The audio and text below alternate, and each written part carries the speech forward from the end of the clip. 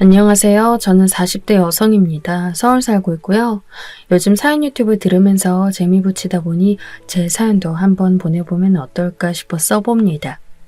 정작 쓰려니까 어디서부터 써야 할지 감이 잘 안 잡히네요. 저는 30 조금 넘어서 결혼했어요. 남들보다 이르지도 늦지도 않은 나이죠. 여러 가지 사정으로 인해 우울증이 있었고 그걸 극복해내느라 별다른 일은 하지 못했어요. 아시겠지만 성인이 되어 걸리는 우울증이라는 게 절대 치료하기 쉽지 않아요. 아무리 병원 다닌다고 해도 그게 신체의 병처럼 제대로 약 먹는다고 해서 싹 낫거나 그런 일이 별로 없거든요. 낫는 것 같다가도 다시 도지고 다시 더 나빠지고 이런 상황의 반복이라서 저는 무척 힘든 20대를 보냈어요. 남들이 들으면 배가 덜 고파서 우울증 같은 병에 걸린다 할지도 모르지만 전 어쨌든 굉장히 힘들었어요. 20대 시절 취직도 못하고 계속해서 우울감과 싸우다 보니 무력감이 무척 심했어요. 세월이 지나도 난 아무것도 못하겠구나. 내가 대체 왜 이러고 있지? 이런 생각들이 계속 들어서 뭘 하려다가도 할 수가 없는 지경이었거든요. 이게 우울증에 안 걸려보신 분들은 이해할 수 없겠지만 절대 혼자 힘으로는 극복이 불가능한 거예요. 그래서 저는 종교라도 가져보려고 교회에 나갔어요. 20대 후반부터 교회에 의지하며 신앙을 갖기 시작했는데요. 그런데 거기에서 제 인생을 바꿔줄 만한 인연을 만났죠. 바로 지금의 남편이었어요. 남편은 정말 좋은 사람이에요. 지금 결혼한 지도 오래되고 있지만 지금까지도 똑같이 한결같은 좋은 사람이죠. 당시 취직도 못한 채 우울감에 젖어 힘들어하고 있는 저한테 아주 다정하게 다가온 사람이기도 했어요. 그 당시 남편은 교회에서도 혼자 겉돌던 저에게 와서 함께 차도 마시고 같이 성경 공부도 해줬어요. 저는 저한테 그렇게 다가온 사람이 전혀 없었기 때문에 의아했었죠. 왜 나한테 이렇게 잘해줘요? 하도 잘해주기에 한 번은 대놓고 그렇게 물어봤던 적이 있었어요. 내가요? 네, 되게 상냥하신 것 같아요. 저한테 이렇게 잘해준 사람 없었거든요. 글쎄요, 미영 씨가 좋아서 그런 것 같긴 한데. 남편은 웃으면서 그렇게 말했고 그 해맑게 웃는 얼굴에 전 가슴이 두근거리기 시작했죠. 그래서 저는 남편에게 점점 더 마음을 열고 깊이 의지하게 되었어요. 남편은 정말 좋은 사람이었고 그래서 저를 기꺼이 받아주면서 사랑해 주었죠. 그래서 결국 저희 둘은 결혼하게 되었어요. 남편이 계속 사랑한다고 결혼하자고 말해준 덕분에 우울증과 무기력감에 시달리던 저도 결혼을 결심할 수 있었죠. 스펙도 좋지 않고 이렇게 아무것도 가진 게 없는 여자를 데리고 살다니 정말 고맙다고도 생각했어요. 제가 자존감이 낮은 게 아니라 실제로 전 남편에 비해 가진 게 없었으니까요. 남편은 나름 괜찮은 회사 다니는 직원이고 돈도 제법 모아둔 아주 착실한 사람이었죠. 자기는 왜 나하고 결혼했어? 제가 그렇게 물으면 남편은 멋쩍게 대답하곤 했어요. 그게 이유가 필요해? 난 그냥 당신이 좋았어. 정말 최고의 남편이죠. 저도 알아요. 그래서 정말 고마웠고 감사히 여기며 살았어요. 저희 시댁 부모님도 되게 좋은 분들이거든요. 제 남편이 딱 시아버지 닮았다 싶을 정도로 인격자시고 워낙 마음도 넓고 부드러운 분들이에요. 그 덕분에 저는 낯선 환경에서도 결혼해서 우울증을 벗어나 살 수 있었죠. 저희 친정부모님은 좀 까다로운 분들이셨어요. 친정아빠가 사업을 하셨는데 워낙 성격이 까다롭고 강박증적인 부분이 있어서 가족들이 전부 힘들어했죠. 엄마도 마찬가지였고요.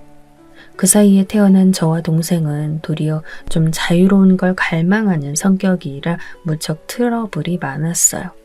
그래서 제 생각엔 제가 성격적으로 우울해지고 정신적으로도 침체되었던 것 같아요.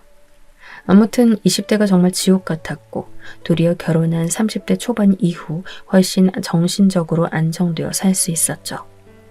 지금 생각하니 친정 부모님과도 참 많이 싸우긴 했네요. 특히 결혼 준비하던 때 너무 많이 싸웠어요. 대체 무슨 생각으로 그런 남자랑 결혼하는 거냐, 그런 집안 따위에 시집을 가는 거냐. 사실 전 정말 가진 게 아무것도 없는 개털이었거든요.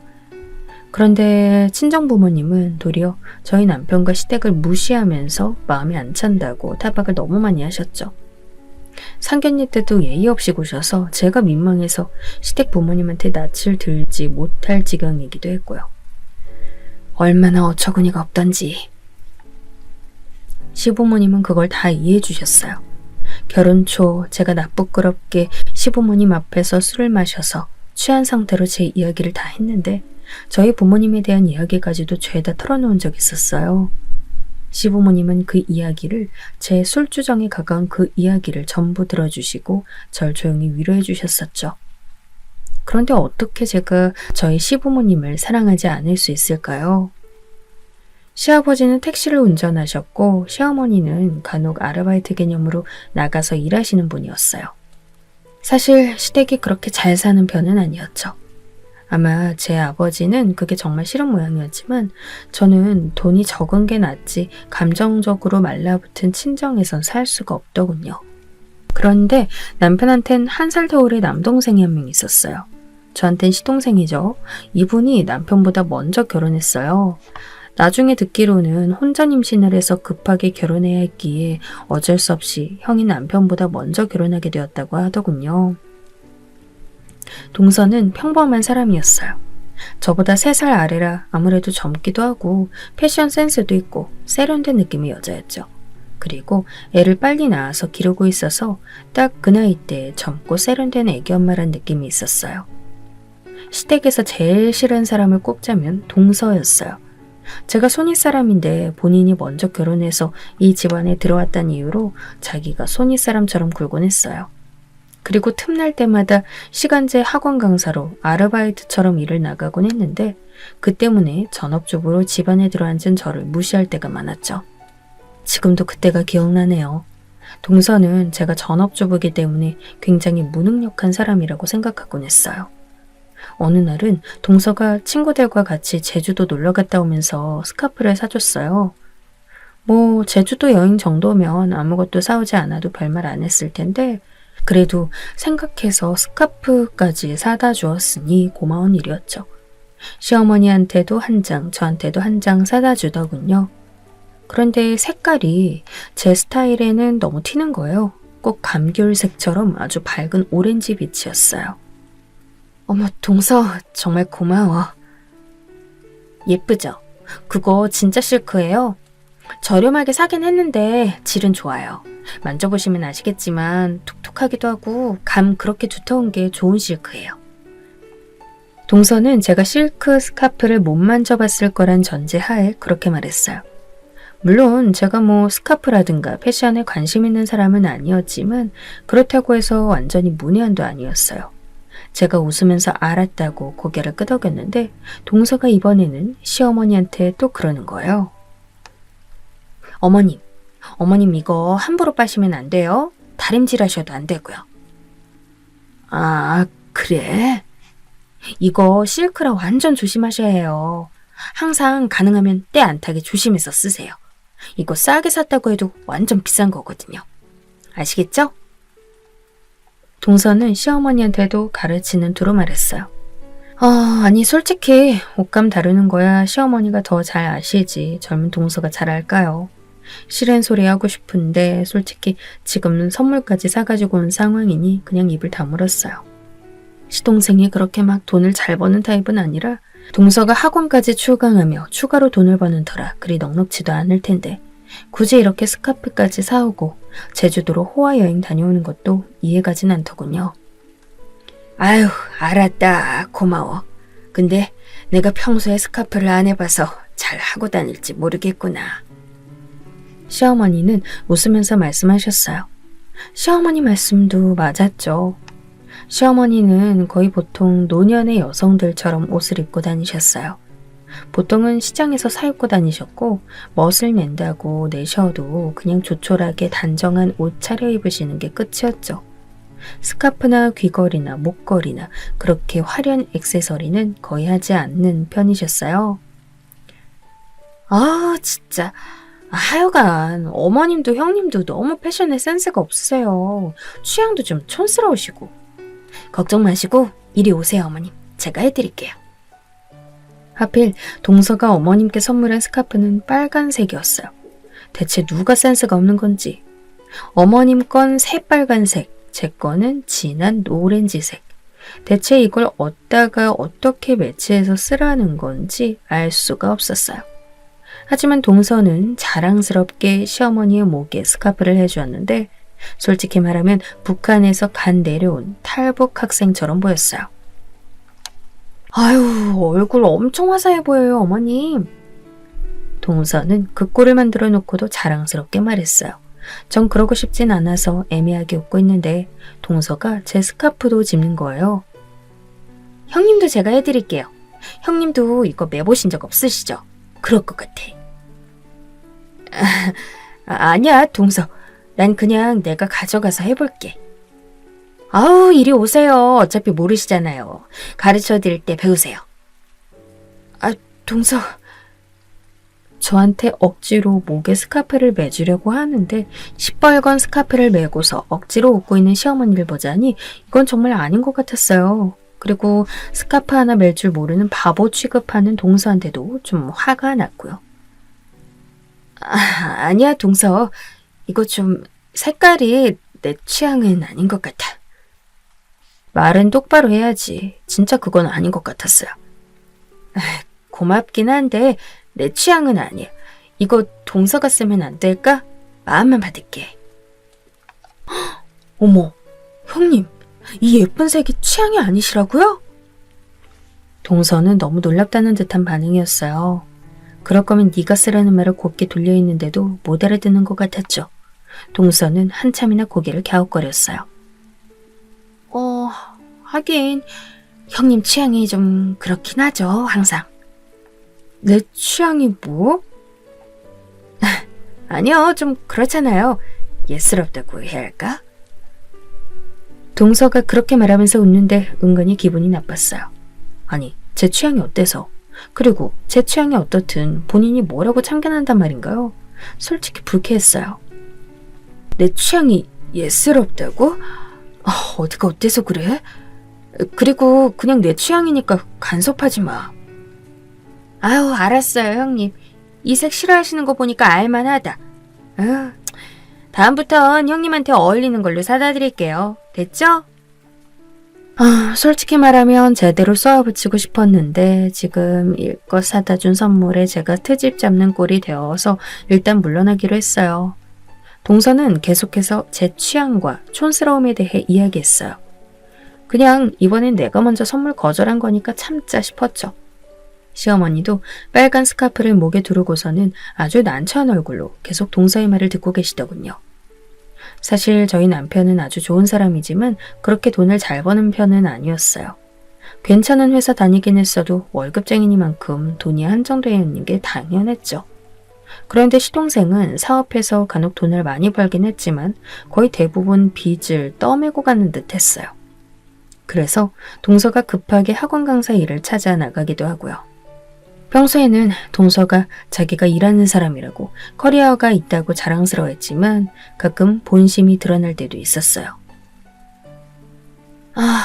저희 남편도 좀 월급 받았으면 좋겠어요, 가끔. 왜, 동서? 그래도 서방님 사업 잘 유지하고 계시잖아. 아주버님처럼 얌전하게 월급 따박따박 받아오는 게 얼마나 좋은 일인지 아세요? 진짜 형님은 모르실 거예요. 동서는 한숨을 푹 쉬곤 했죠. 가끔 시동생의 사업이 잘 돼서 큰돈이 생기면 엄청 자랑하는데 빚도 그만큼 자주 생기곤 해서 힘들긴 한 모양이더군요. 그런데 그런 소리 할 땐 한순간이고 그 다음날 되면 또 완전히 안면물수하고 자기가 산 명품 자랑을 한다거나 하는 일이 잦아서 솔직히 동정도 안 생겼어요. 사실 전 지금 남편하고 결혼할 때 친정에서 반대를 많이 하셨거든요. 동서 그랬구나. 네, 형님은 안 그러셨겠지만 저희는 친정도 잘 살고 저도 4년제 인서울대학 나와서 좀 저희 남편하고 스펙 안 맞는다고 친정에서 엄청 뭐라고 하셨어요. 뭐 저희 친정도 그러긴 했지만 동서한테 굳이 그런 이야기 하고 싶지 않아서 그냥 입을 다물었어요. 동서는 사업을 못하는 남편과 만나서 사는 게 얼마나 힘든 일인지를 한참 토로하다가 그런 소리를 하더군요. 아휴, 형님처럼 그냥 고등학교만 졸업하고 돈 좀 벌다가 결혼할 걸 그랬어요. 그래도 아주버님처럼 좋은 성실한 사람 만나서 살 수 있는데 말이에요. 어? 솔직히 좀 어이가 없었어요. 아니, 지금 고졸이라고 대놓고 무시하는 것도 아니고 저런 말이 대체 무슨 뜻인지, 그리고 제가 고졸이라고 확신하는 이유가 뭔지도 모르겠더군요. 저는 남편한테도 제 학력에 대해 말하지 않았어요. 그렇잖아요. 저는 고등학교 때 공부 열심히 해서 4년제 인서울 들어갔지만 결국 뭐 형님이나 비슷한 처지잖아요. 형님은 그냥 고등학교 잘 나오시고 대학은 안 갔어도 좋은 남편 만나 편하게 살고 있고요. 아, 그런가? 어처구니가 없어 말도 안 나왔어요. 이런 사람하고 굳이 더 말을 섞기가 싫어서 저는 해명하지 않고 그냥 입을 다물었어요. 동서는 그 후로도 한참이나 더 자기 신세에 대해 한탄을 했었죠. 동서는 저를 무시하면서도 은근히 제 처지를 동경했던 것 같아요. 성실하고 모범적인 남편과 살면서 가정주부로 편안하게 제 살림만 해도 되는 위치요. 사실 저도 제 삶이 정말 복받은 거라는 걸 잘 알았어요. 시동생과 동서 외에는 시댁 사람들이 전부 좋은 분들이었고 무엇보다 제 남편이 좋은 사람인데다 저를 정말로 사랑해 주었으니까요. 덕분에 그 깊던 우울증도 전부 잊을 수 있었고 행복하게 살아갈 수 있었어요. 딱 하나, 동서만 아니었다면 거슬리는 게 전혀 없었죠. 하지만 동서는 시동생 사업이 잘 안 될 때마다 저한테 계속 이상한 소리를 했어요. 그럴 때마다 전 참고 또 참았지만 동서는 제가 참는다는 사실을 모르는 것처럼 굴더군요. 결혼 생활이 얼마 지난 뒤 저희는 아이를 낳기로 했어요. 사실 딩크로 몇 년 살면서 좀 여유 가지고 쉬자고 했지만 제가 어느 날 아이가 갖고 싶어져 남편을 설득했거든요. 동서가 아이 키우면서 애정 쏟는 모습을 보자니 저도 저렇게 애정을 쏟고 관심을 둔 상대가 있으면 참 좋겠다 싶더군요. 동서는 다른 건 몰라도 애한테만큼은 정말 최고의 엄마가 아닐까 싶을 정도로 절절하게 잘해줬어요. 저도 동서처럼 아이 기르면서 사랑을 쏟고 싶었어요. 모성애가 발동되기 시작한 거였겠죠. 그래, 그럼 우리 아이는 하나만 낳을까? 안 돼, 애 외로해. 둘은 낳아야지. 제가 펄쩍 뛰며 말하자 남편이 웃더군요. 당신 몸 상할까봐 하는 말이지. 그리고 아이 둘 기르는 거 당신 많이 힘들걸. 당신이 같이 하면 되잖아. 물론 같이 하지. 하지만 역시 힘들긴 할 거야. 그건 그렇지만... 고민이 되더라고요. 일단 한 아이를 낳으면 동생을 빠른 시간 안에 가져야 한다고 생각했어요. 너무 터울이 많이 지면 형제가 같이 어울리지 못할 것 같아서요. 그래서 남편하고 고민을 해보자고 했죠. 한참 생각을 해보면서 전 시부모님한테도 이런 이야기를 했어요. 그랬더니 시부모님은 네가 원하는 대로 해라. 우리는 별말 할 거 없다. 말씀을 하셨어요. 실제로 시어머니든 시아버지든 두 분 모두 아들을 딱히 원하지 않으셨죠. 요즘 세상에 손자 손녀 뭐가 중요하니? 넌 그냥 건강한 아이 낳아서 잘 기르면 되는 거란다.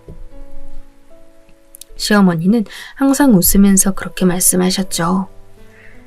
그 말씀도 맞았고요. 저는 아들 하나 딸 하나 낳고 싶어요. 너무 예쁠 것 같아요. 그런데 그이는 애는 하나만 낳는 게 낫지 않냐고 하고요. 사실 하나보다 둘 기르는 게 어렵긴 해. 하지만 그게 애 기르는 어려움이 2배가 되는 건 아니란다. 하나 기르는 어려움에 조금 더 플러스 되는 정도지. 시어머니는 그렇게 다정하게 조언해 주셨죠. 그러고 보니 애가 둘이라고 해서 어려운 게 2배가 되진 않을 것 같았어요. 그래도 한 명 더 조언을 받고 싶어서 저는 동서하고 이야기를 나눴어요. 동서는 아이를 하나만 갖긴 했지만 그래도 혼자 임신으로 빨리 낳은 편이라 제가 조언을 얻을 수 있다고 생각했죠. 어머나, 아이 가지시려고요? 딩크 하신다고 하지 않으셨어요?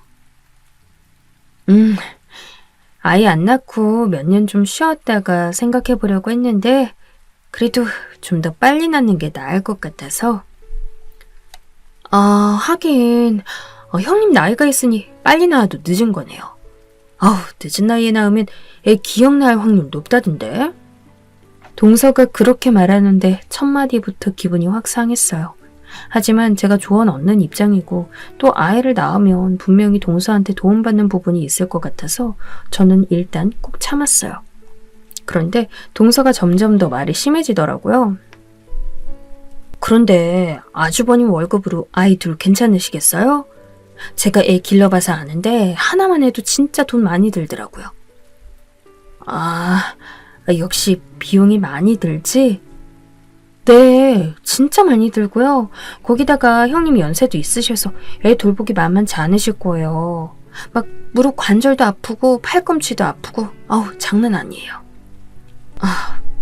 하나만 낳는 게 낫나 그럼? 전 그렇게 생각해요.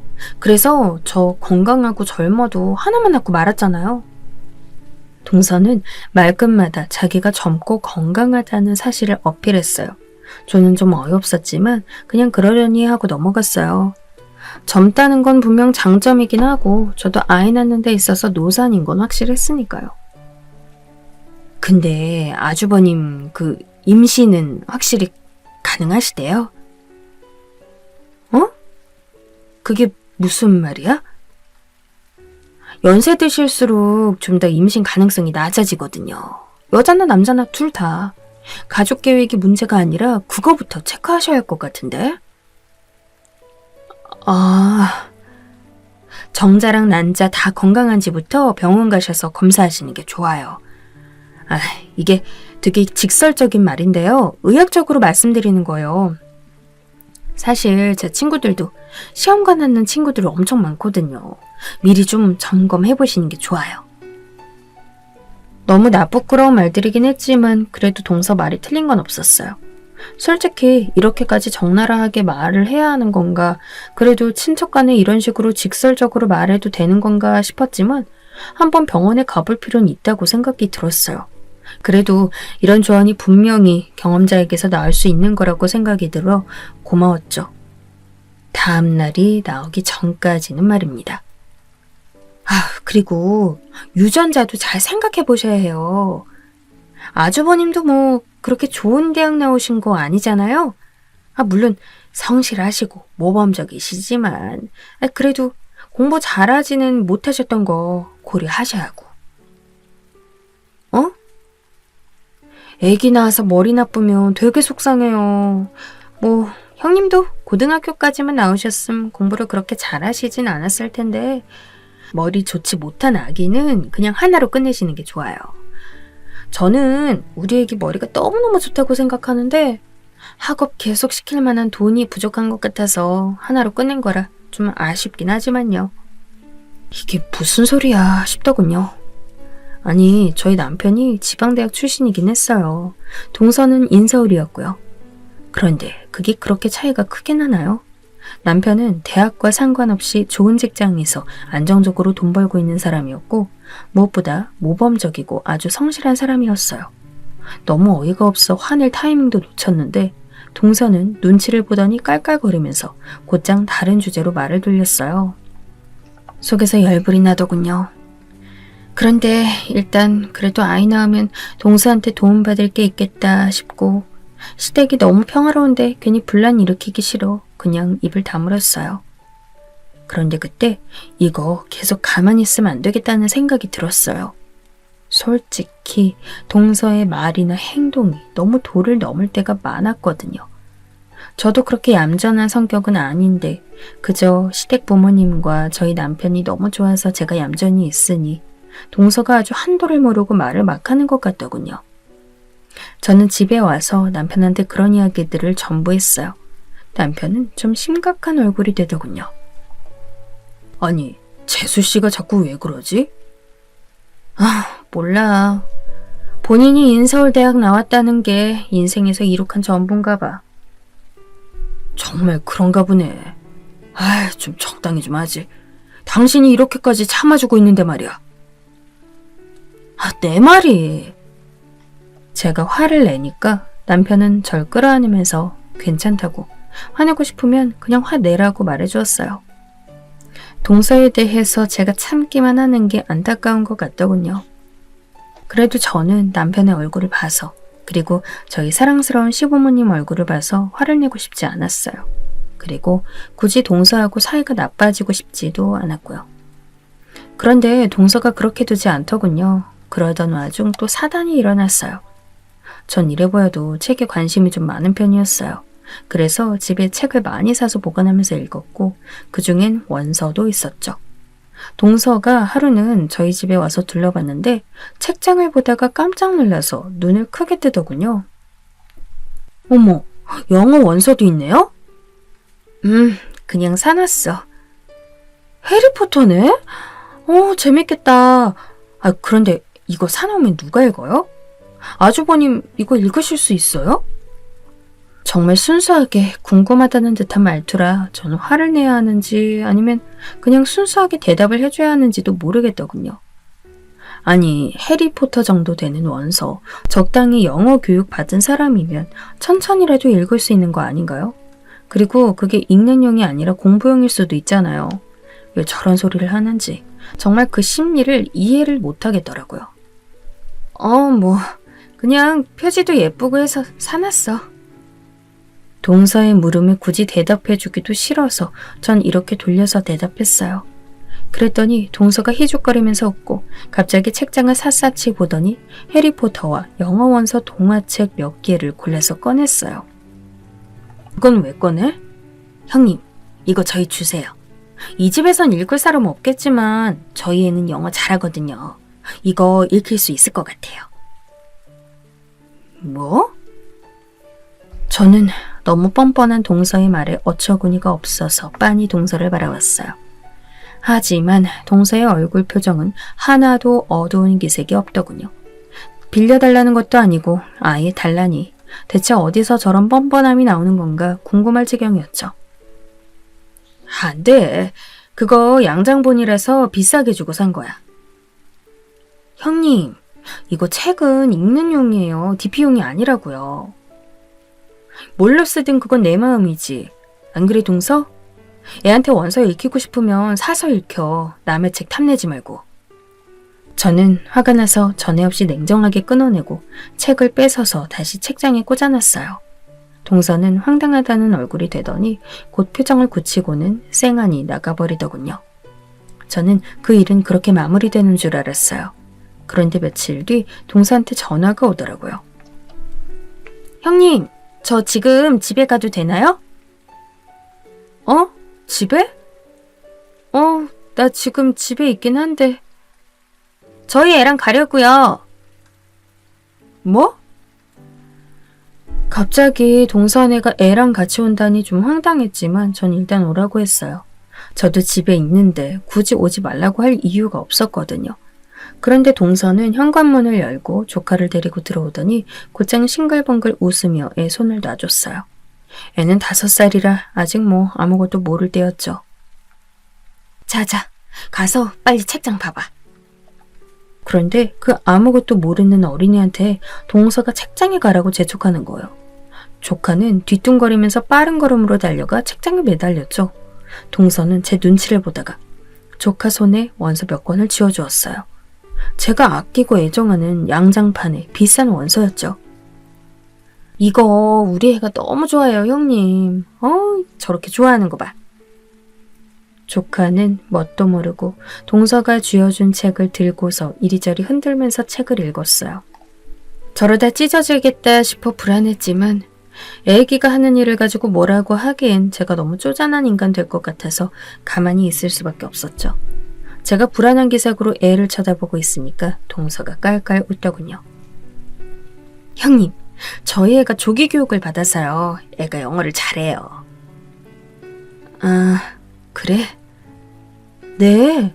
조금만 지나면 곧 아주버님하고 형님한테 저 책 번역해서 알려드릴 수도 있을걸요? 그래. 네. 그러니까 저 책 주세요. 우리 딸한테 형님 영어도 배울 기회 없고 좋잖아요.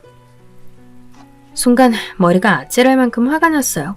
그것도 모르고 동서는 계속 나불거렸어요. 사실 이 집안에서 누가 영어 원서를 읽겠어요. 애기 가진다 하셔도 그 애도 형님이나 아주버님하고 비슷할 텐데 결국 저거 그냥 폐지될 거예요. 그냥 원서 주시고 나중에 애한테 영어 배우세요. 우리 애도 열심히 가르쳐 줄 거니까요. 저기 동서. 머리가 아프더군요. 하지만 동서는 제 기색도 무시한 채 해맑게 웃으면서 자기 애가 제 원서를 마구 다루는 걸 보고만 있었어요. 제가 준다고 말할 때까지 기다릴 모양인 것 같더군요. 동서, 인서울대학 나왔다고 했던가? 머리가 너무 아파서 전 한참을 머리 잡고 있다가 말했어요. 전 솔직히 학벌 이야기 되게 싫어하거든요. 그런데 이렇게까지 나오니까 말을 할 수밖에 없었어요. 네네, 나름 괜찮은 곳이죠. 국어 국문학과라서 책 진짜 많이 읽었고요. 학벌 이야기가 나오자마자 동서의 얼굴이 밝아졌어요. 정말로 학벌 외에는 자랑할 게 없구나 싶어 되려 안타깝더군요. 저는 멀끄러미 동서의 얼굴을 보다가 고개를 끄덕였어요. 그래? 고등학교 때 공부 잘했겠네? 그럼요. 한 반에서 10등, 15등 했어? 어머, 형님. 그 정도로는 인서울 못 가요. 한 5등 안에는 들어가야 가지.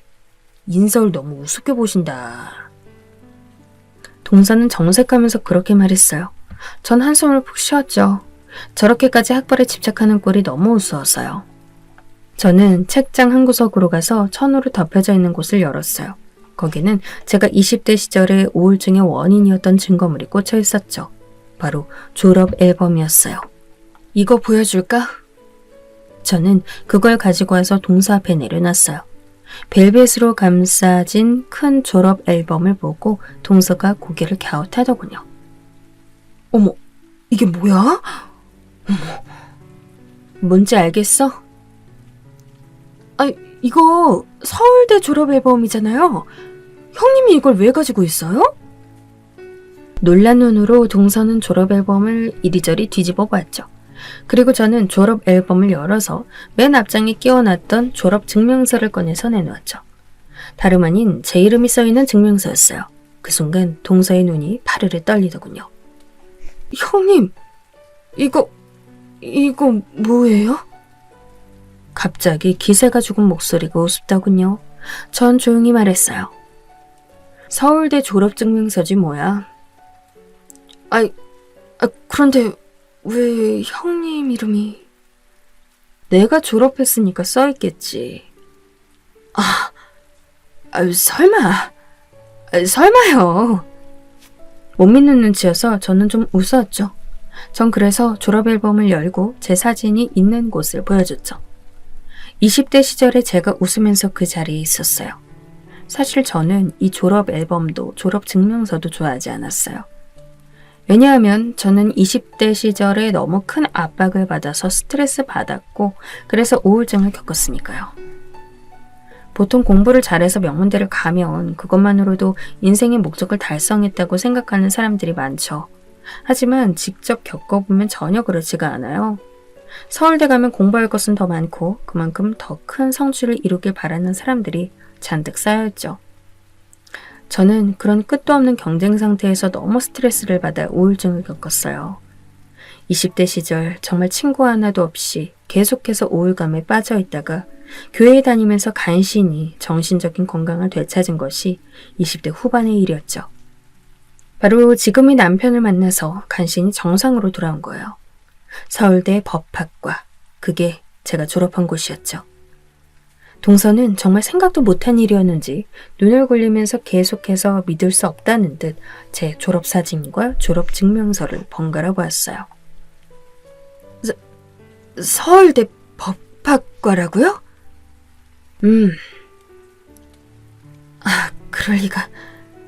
그럴 리가요. 왜 말씀 안 하셨어요? 굳이 말해야 할 필요가 있어? 우리는 가족인데 학벌을 굳이 알 필요가 있을까 싶은 게 제 생각이었죠. 저는 제 학벌과 학과에서 너무 큰 스트레스를 받았기 때문에 그에 관해선 남편한테도 제대로 말하지 않았어요.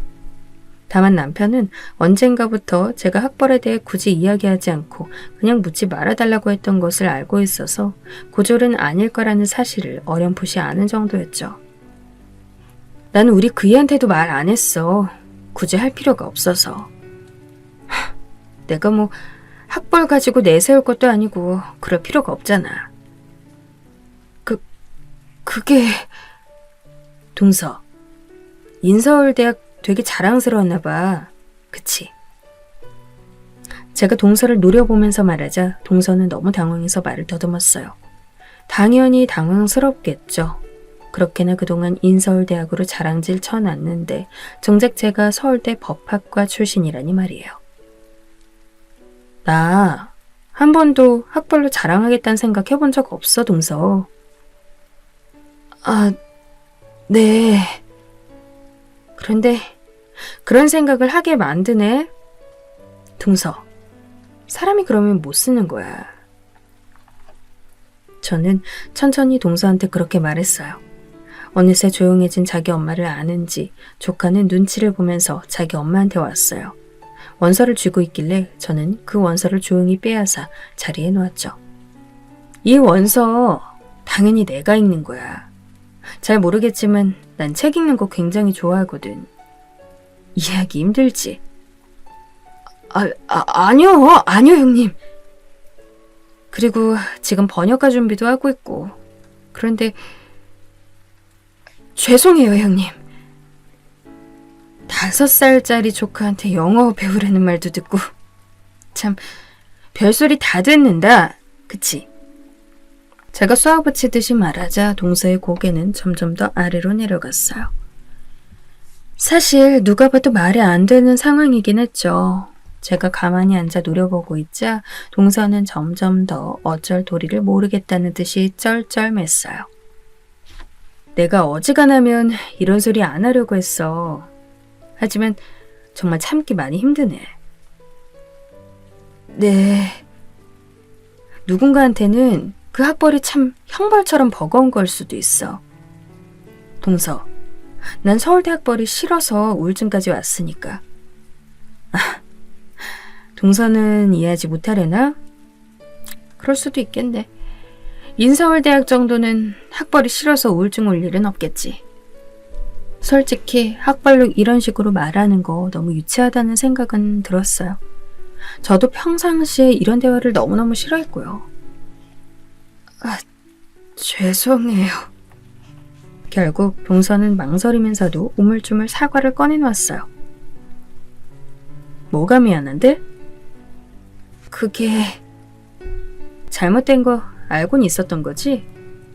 동서는 얼굴이 창백해져서 고개만 숙이고 있었죠. 동서처럼 멀쩡한 사람이 학벌로 사람 무시하는 게 잘못되었다는 사실을 모를 리가 없겠죠. 동서는 계속해서 미안하다고 고개를 숙였어요. 조카도 뭔가 분위기가 이상하다 여겼는지 제 엄마한테 가서 치맛자락을 붙들더군요. 사실 그 어린애가 무슨 죄가 있어요. 그저 그 애를 데리고서 사람 약 올리려고 했던 어른이 잘못인 거죠. 그래서 저는 조카를 달래서 제 옆에 앉았어요. 아이는 그래도 영어 원서 동화책을 펼쳐주었더니 조금씩이나마 흥미를 가지며 읽더군요. 나중에 얘 조금 더 크고 나면 영어 과외 정도는 해줄게, 동서. 네. 동서는 국문학 전공이니까 영어는 내가 다 할 거야. 이래봬도 지금 번역가 준비하고 있는 중이니까. 네. 정말 잘못 걸렸다는 표정이 동서의 눈에 지나갔어요. 서울대 법학과를 나왔다는 건 솔직히 말하면 다른 어떤 방면으로든 공부론 지지 않을 자신이 있다는 뜻이기도 했어요. 번역가도 정말 힘든 일이지만 저는 그래도 열심히 준비한 지 꽤 오래된 편이라 자신이 있었죠. 남편한테도 말하지 않고 낮에 원서로 공부하면서 준비했으니까요.